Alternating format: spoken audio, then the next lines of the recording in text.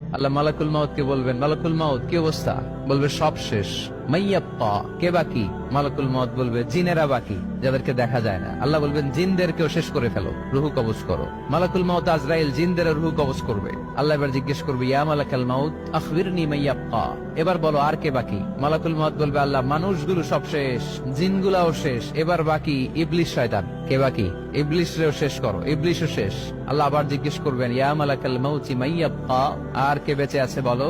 মালাকুল মাউত বলবে, আল্লাহ আপনার কথা অনুযায়ী পৃথিবীর সব মানুষের রূহ কবজ করলাম, সব জিনদের রূহ কবজ করলাম, ইবলিসের রূহ কবজ করলাম, এখন আছে শুধু ফেরেশতা। আছে কারা? যাও ফেরেশতাদের রূহ কবজ করো। ফেরেশতাদের রূহ কবজ হয়ে যাবে। এবার আল্লাহ জিজ্ঞেস করবেন, ইয়া মালাকাল মাউত আখবিরনি মাইয়াব্বা। মালাকুল মাউত বলবে, আল্লাহ আপনার কথা মতো ধরে ধরে সব শেষ, ফেরেশতাও শেষ, 4 জন ছাড়া। কয়জন ছাড়া? জোরে বলেন, কয়জন ছাড়া? ইসরাফিল, জিব্রাইল, মিকাইল, আজরাইল। আল্লাহ এই 4 জন আমরা বাকি। আল্লাহ বলবে, যাও ইযহাব ইনতালিক ইলা জিবরিল ওয়াকবাদ রূহা, জিব্রাইলের রূহ কবজ করো। ইযহাব ইলা ইসরাফিল ওয়াকবাদ রূহা, ইসরাফিলের রূহ কবজ করো। ইযহাব ইলা মিকাইল ওয়াকবাদ রূহা, রূহ কবজ করো। ওই 3 ফেরেশতাও শেষ। এবার আল্লাহ তাআলা জিজ্ঞেস করবেন, ইয়া মালাকাল মাউত আখবিরনি মাইয়াব্বা, হে মালাকুল মাউত আর কে বাকি আছে বলো? মালাকুল মাউত বলবে, আল্লাহ আপনার কথা মতো মানুষগুলো শেষ, জিনগুলো শেষ, ইবলিস শেষ, আমার বাকি 3 ভাই ইসরাফিল, মিকাইল, জিব্রাইলও শেষ, শুধু আমি, শুধু আমি। আল্লাহ বলবেন, কেউ নাই? মালাকুল মাউত বলবে, না আল্লাহ কেউ নাই। এবার আল্লাহ তাআলা বলবেন, মালাকুল মাউত তুমি তো সবাই রে মারছো, এবার তুমি মরো, এবার তুমি মরো, তুমি মরো। শোনার সাথে সাথে মালাকুল মাউতের কাঁপুনি ছুটে যাবে, খিঁচুনি এসে যাবে ভয়ে।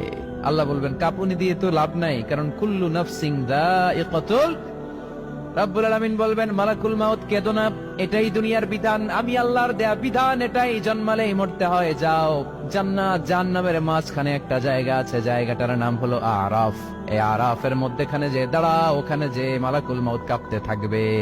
মালাকুল মাউত বলবে, আল্লাহ সৃষ্টির শুরুতে যদি জানতাম, সৃষ্টির শুরুতে যদি জানতাম সবাইকে মৃত্যুদান করার পরে, রূহ কবজ করার পরে আমাকেও মরতে হবে, তাহলে এই কঠিন দায়িত্বের ব্যাপারে আপনার কাছে ক্ষমা চাইতাম। আজকে আমারও যে ভাগ্য বরণ করে নিতে হবে সৃষ্টির শুরুতে, আমি এটা কল্পনাই করতে পারি নাই। আল্লাহ বলবেন, নো টক, মুত ইয়া মালাকাল মাউত, মর, মরে যা, মুত, মরে যাও।